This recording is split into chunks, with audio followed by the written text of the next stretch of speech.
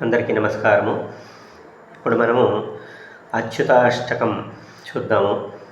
శ్రీమద్ శంకరాచార్య కృతం అచ్యుతాష్టకం. ఓం అచ్యుతం కేశవం రామనారాయణం కృష్ణదామోదరం వాసుదేవం హరిం శ్రీధరం మాధవం గోపికావల్లభం जानकीनायकं रामचन्द्रं भजे.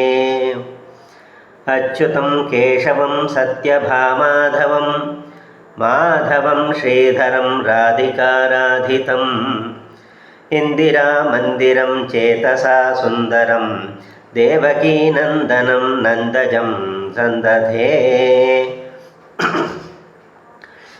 विष्णवे जिष्णवे शङ्खिने चक्रिणे रुक्मिणी रागिणे जानकी जानये वल्लभी वल्लभायार्चितायात्मने कंसविध्वंसिने वंशिते नमः. कृष्ण गोविन्द हे राम नारायण श्रीपते वासुदेवाजित श्रीनिधे अच्युतानन्त हे माधवादोक्षज द्वारकानायक द्रौपदी रक्षक.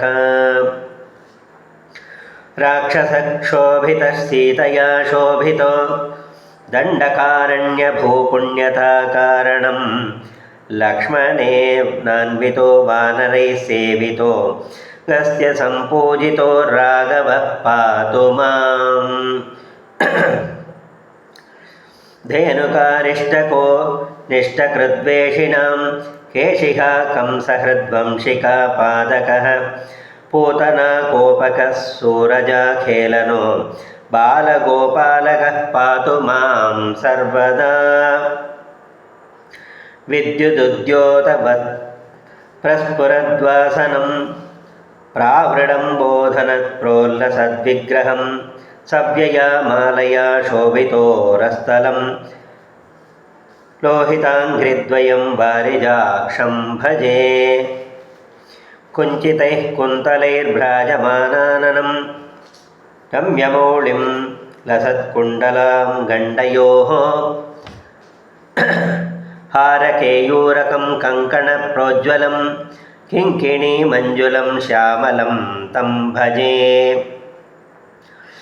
अच्युतस्याष्टकं यः पठेदिष्टदं प्रेमतः प्रत्यहं पूरुषस्वस्पृहं वृत्रतत्सुन्दरं कर्तृविश्वम्भरं तस्य वश्यो हरिर्जायते वत्सरम्. इति శ్రీమచ్చంకరాచార్యవిరచితమచ్యుతాష్టకం సంపూర్ణం. ఈ అచ్యుతాష్టకమును మనస్ఫూర్తిగా కృష్ణుణ్ణి ధ్యానిస్తూ చదివితే, ఒక సంవత్సర కాలం చదివితే, మనం ఎవరిని ఉద్దేశించి ఎవరు మనకు అనుకూలం కావాలనుకుని చదువుతున్నామో వాళ్ళు మన వశమవుతారు, మనకు అనుకూలమవుతారు.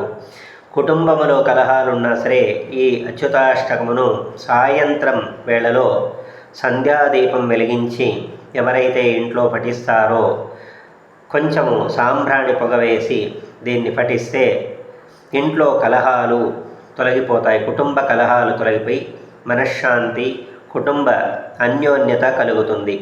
ఒక సంవత్సరం పాటు డైలీ ఒక్కసారి ఎవరిని అయినా ఉద్దేశించి వీళ్ళు నాకు అనుకూలం కావాలి అనుకుని ఉద్దేశించి సంకల్పం చేసుకుని చేస్తే 1 year లోపు వాళ్ళు అనుకూలమవుతారు.